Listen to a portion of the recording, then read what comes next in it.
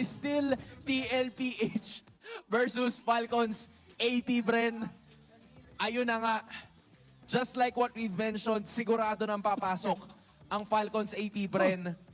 Pero ito ang iba. Coach Ducky. In fairness naman, Phobos ba yun sa TLPH, by the way? Oo, So, in Phobos fairness naman, nalaro na rin kasi ni Cartesi yung Alpha. I think that was the during SPS na nag-alpha spam din itong liquid. Uy, hindi! Interestingly. Phobius Khalid. Ling ang tinanggal, okay? Phobos straight, maybe? Phobius. Hindi, Phobius yan. Phobius. Parang ganun yung nagiging trend eh. Phobius or Gatot. Ayan na, Phobos. Phobius. So, Edith, Julian, maybe? Or Gatot. Walang gatot. Khalid. Khalid. Yun. Kadit. Edith tsaka Khalid. Oo. Ayan, Hayabusa, Khalid, Edith, pili lang sila. Ayan, ayan, Khalid. Okay. So, F-Cap, Grabe, maybe, no? Julian, Nolan. Ay, parang maganda yung Julian. Yeah, Julian. Julian Moskov, no? Yeah. Kapag pinili yun ng F-Cup, I think, or Vexana na as early as now. Pwede. Kasi kanina yun yung nakita eh. Pwede. Pwedeng mag-Julian Vexana tapos set up nila yung Edith or Tig ng For second second phase. phase. Kasi lamang sila kasi dalawa lang yung ban ng TLPH. Ang daming choices ni Ogwin. Nandyan yung Cho, nandyan yung Edith, nandyan yung Tig, and actually sobrang dami talaga. Ang dami pang Dami na iwan. Find a way. Ayan na nga, Even when And it's Vexana. Vex, forlorn. and Julian. Ang galing. Galing na. Connection. Ang galing ni Auntie. Hindi, ikaw yun. Pero mas magaling si Hans. Oo, mas magaling siya. Kaya medyo sabi ka kanina, nilalagnat daw siya sa init ng laban. Oo, totoo naman. Totoo naman. Dito din nilalagnat ka sa init ng laban Oo, dito. totoo naman. Hanggang ngayon pa rin naman. Okay. Pwede na po tayong kumuha Moskov. To protect lives. Ay, hindi. Gatot. To protect lives. Wala nga gatot. Ano ba? Ay, sino ba yung nagsasabi ng to protect lives? Hylos, ayun. Hylos. Si Macho Man. Yan, si Macho Man. Always on the way. Matilda Pan, okay. Kasi, alam mo, buong araw kasi nakikita ko yung gatot. Kaya feeling ko nagkaka-flashback ako, nagatot ako ng In gatot. fairness naman, pare sila macho. Oo. Magic is Diba? my life. Okay, Harit. I think good din if ibaban yung Moskov for either of these teams kasi nakita natin kanina, yung Yeah. map control na meron yung Moskov. And since wala yung Ling right now, walang makakapang-abot dun sa Moskov na yun. Pwede kayong mag-alis tong TLPH. Either Alice or Nathan yung nakikita ko dito for Yes. TLPH. Di nila kailangan intindihin yung Lunox kasi again naka-Julian ang F-Cap. Doble na yung Yan ang damage Moskov. niya. Mukhang nagsiset up nga sila ng mage, ano? Yeah, Mage Gold. Mage Gold. Kasi kung mag-physical pa sila, medyo isa lang yung magiging damage dealer nila na Magic and that Sanji. Alice. If magaganon sila, tingin ko nga pwede pa din Nabigla ako dun Pwede pa din like Zast for Sanji. Aurora, Angela. Oy, may Angela. May Angela. Angela Alice. Angela Alice. May isa lang, Isa lang, TLPH. Please naman. Alice Angela, Alice Gold. Yeah. Kasi either way, hindi sila makukulangan ng pangarap, hindi sila makukulangan ng damage output. And Yeah. may sagot sila dun sa Phobius. Oo, kasi ano yan yung natagal ko na hinihingi yan, yung Alice Hylos, na nire-revitalize yung Alice pag nasa gitna ng clash. Tapos may Glorious Pathway, di ka sobrang reliant sa first skill mo. Pero again, baka magnatan lang sila dito. Ayan, mukhang Alice na. Ang Alice yung Claude. Bilis. Claude Tig, Claude Cho. Tig-tig ulit ata. Or... Cho nga, Cho. Ayan na! Ayan na! Alice. Sony Ogwen! Alice. Di, baka magnatan lang. Yeah, mas safe yata yung Nathan. Huwag na tayo magloko. Nagre-request lang naman ako. Pero alam ko namang yan ang lalabas. Gusto ko lang naman, just in case, maisip, di ba? Ang hirap din kasi kapag mag-alis, no? Pagka flowing blood mo, sisipain ka. Oh, may Ito na. Ang magiging maganda naman dito for TLPH, medyo malagkit yung lineup na meron sila. Oo. But for Falcons AP Brand, kailangan lang nilang maging mas mabilis again with the rotation and i-ensure na, in a way, kayang-kaya nilang tapatan yung lineup na meron dito, yung TL. Ang laban talaga ng TLPH dito is yung mid to late game, pero nakakatakot yung early game potential ng F-Cup. And hindi ganun kalaki yung problema nila sa late game kasi hawak din nila yung Claude. So overall, mas balance yung lineup dito ng F-Cup. And yeah, that's, Eve, Nathan's gonna carry, pero nilabas na ng F-Cup ang Chogwen. Casters, pasok. Sari-sariling mga kondisyon ay nailatag na para sa game number 2 for Team Liquid Philippines and Falcons AP Bren. Match point na ito para sa mga Bees at mukhang para sa early game sila ang ating tututukan kung masisimulan na ba ito na sobrang pabor sa kanila. Oo, tsaka tingnan natin kung paano pipigilan din ng side naman ng TLPH kasi yung early game nila meron din eh. Meron din sila Hayabusa, naka-revitalize na Hylos, So pakagalingan na lang to. Pakagalingan na lang mag-rotate, mag-execute at parang parehas na parehas yung pattern. Oh, tsaka if any kasi pagka nag-boil down na sa mga team fights, pagka sobrang ganda nung timings dito ng Team Liquid, parang sobrang daming space ang makikreate mo for Benny para Oo. maka-free hit siya. Pero ang pinaka magiging worry mo kung ikaw ang Team Liquid, ang dami kasi ang abot. Hindi lang yung Cho ni Ogwen pag late game na, syempre, pati yung Claude ni Supermark. Oo nga pala. So parang kailangan may tagasalag or tagapigil dun sa Claude if ever kasi wala talaga silang sabihin na natin crowd control na pang single out against Claude. So kita natin sa may middle lane ay grabe po agad napilit na mag-flick out si Sanji. Kaya ginamit ni Ogwen. Yung kay Cho Ogwen, ginamit pa yung flicker. So sasalubugin dito ni Cartis and even JP. So, sa kalinga ng mga Tori ng TLPH, executed si Chogwen. At least wala raw gold na nabigay. Nakuha na nga yung kill doon kay Sanji. Hindi pa nakapagpa-trade para dito sa Team Liquid Philippines. At parang ilang oras din yun na nakuha By nila time, no? para hindi makapag-farm lang ng ganun kabilis etong si Carl TZ. Feeling ko nung time na yun, sabi lang ni Owen, sure, I close my eyes. Oo, kasi sabi, bahala na. Nandito na eh. Well, yeah, magandang decision yun for FCAP. So, TLPH naman, parang sinasamahan na muna si Cartini para mag-secure yung next na probably objective natin for this game. Yep, tsaka medyo anticipated talaga yung ganitong scenario for the early stages. At least, kung ikaw ang Team Liquid Philippines, kasi nailatag naman na rin ng ating mga panel na mid to late ang kanilang pinaka magiging laban. Yun yung aabangan nila. So as far as hindi pa tayo umabot sa puntong yun, parang tigilan at i-hold down muna nila ang lahat ng mga posibilidad, pero parang gusto nila kanilang lumaban. Ay! Okay, tinamaan ng Derek Gas. By the way, habang ginamit yung Glorious Pathway para sa side ng TLPH. Nasundog si Cal TZ, so siya ay na-zone out. Pero nasipa mapalayo si Cal TZ ng time na yun, kaya babalik doon sa kanyang shadow. Owen ay maghahanap ng pwedeng mabok. Makakapag-shoot po out, kaya napatay is gonna be Sanford sa side ng TLPH. Napakaraming naging low doon, pero makakauwi pa si Owen. Ay! At si JP rin yata ay gustong abulin dito, pero hindi naman na siya mapipitas. Kaso kahit ano bang mangyari ay espasyo na iyon na nasecure dito ng Falcons AP Brand. Not unless magtangka si Carl TZ. So na yun ay sinuzone lang ni Flap TZ. Oh, grabe yung tune na ginagawa dito ni Flap TZ. Kaya naman, napatay niya si Carl TZ. Parang bumabalik, parang nostalgic. Pero dati, yung TZ Brothers, ngayon sila nagkapatayan. Ang mangyayari, nagkaroon na sipa pa para dito sa side ng Hellcap. At si JP, wala na buhay. Ginamit yung kanyang pagbalik buhay ng time na yun. Pero Flap TZ makakakuha ng kill. At napakalaking problema ngayon nang nabanggit mo na si Flap TZ para dito sa gusto sanang i-minimize lang na advantage ng Team Liquid Philippines in terms of yung pwedeng early game ng Falcons AP Brain. Wala naman sila pang direct pang magiging sagot dito sa kunat ni Flap TZ at this point. Talagang nag-i-invest pa sila, nag-i-impact pa sila para rito kay Benny QT na kanina nag-attempt namang sumama. Pero even din hindi naman pa nila kinakaya lumaban pa. And speak of lumaban! Talagang si Benny QT yung gusto ng target doon sa may bottom lane. Dalawa yung players ng FCAP nung time na yun para ma-secure yung kill. So Benny QT ay hindi niya in-expect na meron palang dadating. Oo. Hindi mo man lang, parang winarningan dito. Na warning shot eh. Parang nagtapang dun eh. Si Benny QT, hindi na lang siya sa mga pinakaayaw kung saan na rin mangyari for Team Liquid Philippines. Kasi basis nakikita natin ngayon, 5-0 na ang ating team score. At talagang pa 2K or mahigit 2K na halos ang mga establish na kalamangan dito ng Falcons AP Brand. So lalo itong magiging mahirap for Team Liquid kung gusto pa nilang bawiin ito pagdating maya-maya. Kasi ngayon pa lang, sobrang pwede na maging agresibo ng FCAP. Siguro yung bawi dito ng TLPH, kita mo yung parang nagiging pwesto ni JP na lang. Siguro more on space ang gusto nang ibigay para dun sa kanilang Nathan. So magpo-focus sila dun sa lane na yun para makahabol. Kasi si Benny QT, pagkukuhanan nila ng shredding damage, ika nga. Tsaka ngayon ay tahimik lang talaga yung lane ni Tahimik talaga. Sanford. Hindi siya yung kaninang ma-action na Arlot na magsaset Woke up up like muna ng mga this. team. Woke up like this. Ano muna, tagalatag muna siya ng glorious pathway sa ngayon. At yung siguro, isa pang kailangang i-take into consideration dito ng Team Liquid ay yung hindi sobrang magiging separated ulit ng team fights. Kasi kapag nakita natin kanina na hindi nagkakasundo rito ng mga gustong puntahan, may mga napapagdiwanan na na-isolate. At katulad na lamang yan, kamuntikan pa ulit for JP pero wala ng Way of the Dragon para rito kay Ogwen. Oh, so walang bigla ang pang-set, pang-kabig yung FCAP. So parang nag-aantay muna sila dito ng pwede pang mapoke ulit. Habang si Super Marco nandito din, by the way.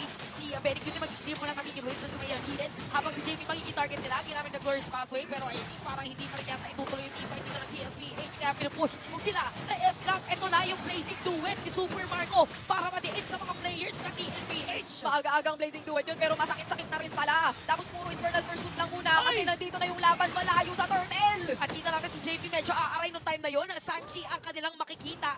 So, parang ganun yung nangyayari sa ano natin, no?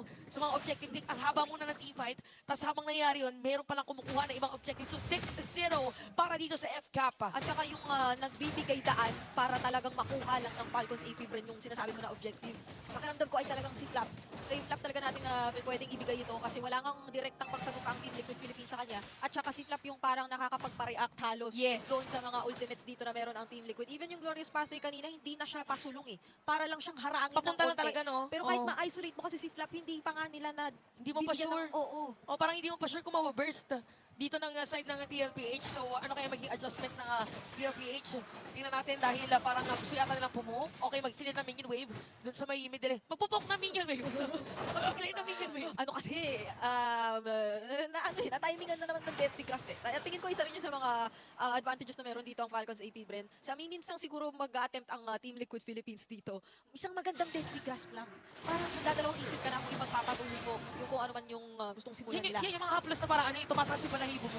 Pero yun nangyayari din sa mga players ng TLPH. Every time na tumatama yung Deadly Grasp dito ni Few. So kaya din siguro nagsasama-sama na. So far yung apat na miyembro ng TLPH na sinahayaan muna nila si Carl TZ na makahabol. Kasi so far, halos dikit lang pala yung gold. So mataas yung chance na pagdating doon sa Retribution ay same lang sila ng damage ni Carl TZ. Oh, tamang tiis naman dito for Team Liquid. Yes.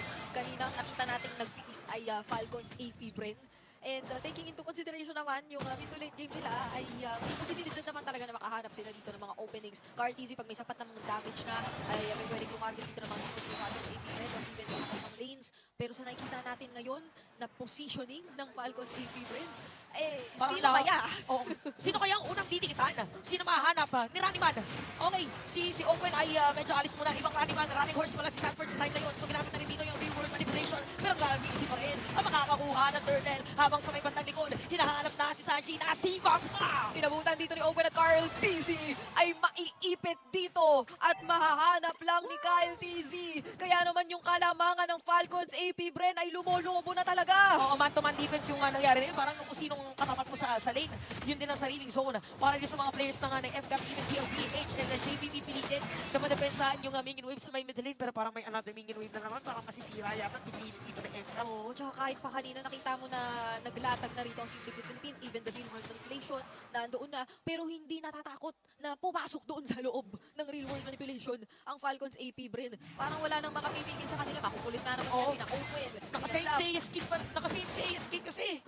Medyo the golden boy ang itsura dito ni Owen. Kaya talagang medyo mahihirapan ka kung ikaw si Sanji kung ilalatag mo na ba yung real world manipulation or paano ba ang magiging positioning. Kasi pagka ginamit niya yung real world manipulation, RWM RWM, di ba parang yun sana yung pang zone. Oo. Pero dahil tinataanan lang ni Owen, makikita, may clear picture ko nasa mga players ng TLPH. At saka siguro, maganda kung makikita natin ang efficiency talaga ng lineup nila in action together.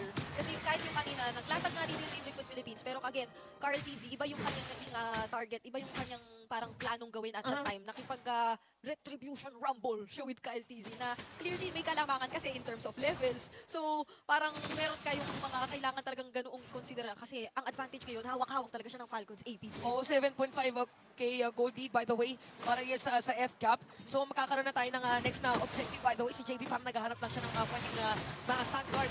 Just in case, so 5 players to na FCAP na nandito sa purple buff ni Cartezy at meron pang Lord. So, naagawan ng purple buff, parang hindi yata i-contest kasi parang iba yung magiging movement ng TLPH or depende kung pakakapunin nila si Cartezy. Ay, hindi na. Hindi na talaga. Mabilis ang burst down on the Lord objective ang pinamalas doon ng Falcons AP Bren. So kung ikaw ang Team Liquid Philippines ngayon, kapit ka na lang sa depensa na pwede yung gawin. May chances naman na mapabagal nila yung parang makasugod dito ng Falcons AP Bren. And talagang kailangan lang nila bigyan ng espasyo si Benny Beauty. Pero sa nakikita nating laro ngayon ng Falcons AP Bren, hindi na sila nagdadalawang isip na magkulat at pumasok na lang din. Oh, ito yung sinasabi mo mga Deadly Cast Eternal Guard para sa side ng FCAP. Parang medyo nahihirapan na mag-dive anytime yung mga players dito ng TLPH. Napakalinis ng pinapakita ng FCAP ngayon. 8-0 by the way, 11 minutes pa lang dito sa ating game. Medyo struggle talaga itong i-hold out. Ikaw ang Team Liquid Philippines. Lalo pa at ang Lord objective ay namamat na paunti-unti. Malapit naman na mag 12 minutes hits, pero aabot pa naman yung kanilang mga shockwaves. Pero Falcons, AP Ay! Bren, hindi na talaga sila maghihinayang sa engage. Grabe yung mga shoot na ginagawa si Cartesi. Ang kanilang na-shoot, pero Flap TC magiging kapaleta para sa ng F-Cap. So nilalaban pa rin nila Sanford dito na mahabol si Super Marco. Si Super Marco sasagipin ni Owen. Maaabot ba? Maaabot ba nung high loss? Pero dadating ang mga kakampi. Kaya nabaliktad pa. Sanford ang makukuha dito ng side ng F-Cap. Pero dahil sa ginawang sakripisyo ni Sanford ay nakadepensa ang ibang mga miyembro ng Team Liquid Philippines. Nakapag-focus si na Benny Cutie sa pagdedepend talaga ng Lord na nag-march doon sa top lane. Pero hindi nila maiiwasan na tumumba yung inhibitor turret nila. Oo nga, no? Sobrang magandang buy time din nga talaga siya for Sanford kasi ilang players yun? Tatlo ng side ng FK para lang ma-secure yung kill against him. Pwede kasi maging collateral damage din yung mid tsaka Oo. even bottom lane nung time na yun. So more on stretch. Sinestretch dito ng TLPH yung pwedeng resources para mapatagal yung laban. Yep, pabuild na rin naman dito ng Radiant Armor itong si Sanford. So paunti-unti na kapag-invest na rin ang Team Liquid Philippines sa kunat.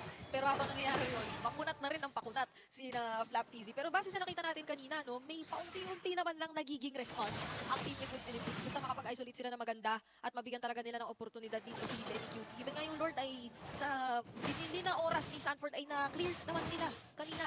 Oh, si Benny Cutie yung hero pa naman din niya is really meant for the late game. Kaya din siguro pinipilit din na dito ng F-Cup na makakuha ng kill as much as possible. Pero kung late game ang hero dito ng Benny Cutie, ganun din naman yung Yes. hero ni Super Marco. Parang noon-noon nung kapanahunan pa ng Carry 1-1, Oo. Beatrix. Isa din talaga si Claude sa kinakapitan kung late game at late game ang pag-uusapan. Oh, feeling ko excited na mag-celebrate ang birthday boy. Parang, Ay, oo nga pala. Parang gusto na talaga niyang mag-celebrate kasama ang kanyang mga ka-teammates, yung Mga teammates. malalapit sa kanya. Ang daming ang supporters na present ngayon sa MPL Arena natin. Tapos feeling ko mamaya kakanta lahat ng happy Ng birthday. happy birthday. Feeling ko habang kinukuha din ng F-Cup yung Lord, kumakanta din sila ng happy birthday. Maririnig natin yan maya-maya kasi sa ngayon, ang maririnig lang natin ay ang tunog ng Lord na pinatumpa ng agad-agad Oo, ng Falcons AP Hindi Brain. na nakapag-silip kasi parang delikado din no. Wala din sila pang surprise na sabihin na natin pang pasok kasi even yung Glorious Pathway, hinahawakan lang ni Nivio Tapos parang, nasan ako? Sino ako?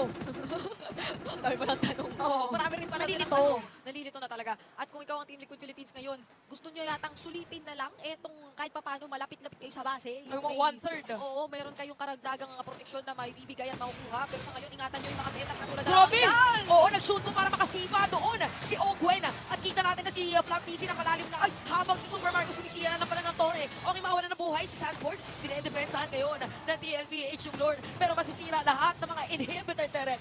Nag-ingat nga talaga ang Team Liquid Philippines doon at nakuha nila ang kill kontra kay Flap TZ. Pero Falcons AP Brain knowing na nagkaroon nga ng ganoong kaunting pagkalalim ay hindi na rin kasi nila pinilit. So, limitado lang yung mga pwede talagang mapanish dito ng Team Liquid Philippines against etong team na napakaingat. Pero grabe si grabe si Ogwen, nasabi mo kasi napakaingat. Nag-shoot ko muna siya bago siya nakasipa kaya hindi siya na zone out Oo. ng zone out ng TLPH. Bakit? Hindi kasi nakatayo na yung buhok mo. Alam mo ba yun? Ganun ba nakaka-stress yung mga nangyayari dito? Na nakatayo na yung buhok mo. Pero balik mga tayo rito.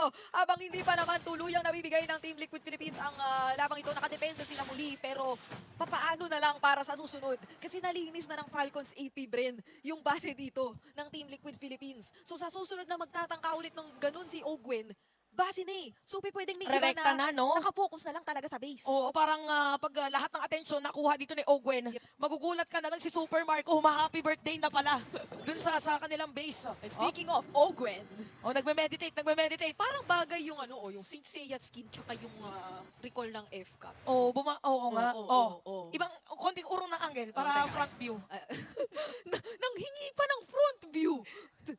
Sige, mamaya pakikita natin kung ibibigay yan sa atin kasi hindi na rin naman lumalabas ang Team Liquid Philippines so far. So parang pipiliin na lang ba nila na doon na lang talagang ilaban?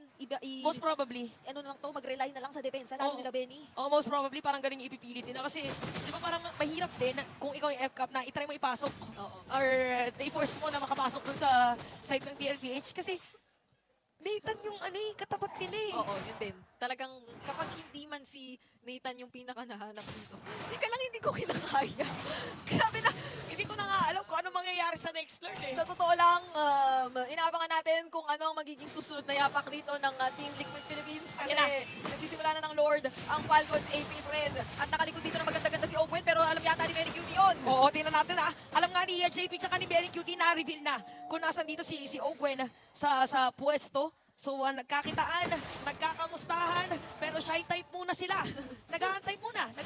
Oh, saka, Ayun ano na. pala, wishing lantern na pala rito, no, yung mga magic damage dealers. Pero wait lang! Sabi nila, tara na! Birthday naman ni Super Marco, kumuha na tayo ng pagkain, kaya makukuha na nila. Si Cartis habang may sipa pa doon sa may bandang ibaba. Si Sanji pwede na maging target, tinamaan pa ng Eternal Guard at unti-unti na nga mawawala ng mga players dito na side ng DLPH. Pero hindi, ang ganda ng latag ng reward manipulation, kaya makakaroon ng double kill for Benny Cutie, pero dumating na rin si Kadisi. At mukhang nahanap ni Kyle TZ doon si Benny Cutie na pinaka magiging depensa at mauubos na nila ang Cavalry! Wala na nga depensa at may tatlo pang parte na Bs dito sa side ng F-Cap at meron pang bitbit na Lord at unti-unti na nga ang sinisira yung base. Sobrang tagal nilang nagkakatagpo pero magwawagi para sa laban na to. Falcons AP Bren. Isang mabilisang desisyon lang para sa mga Bees na tapusin ang laban at hindi na ipagdepensa ang Team Liquid. Isang sweep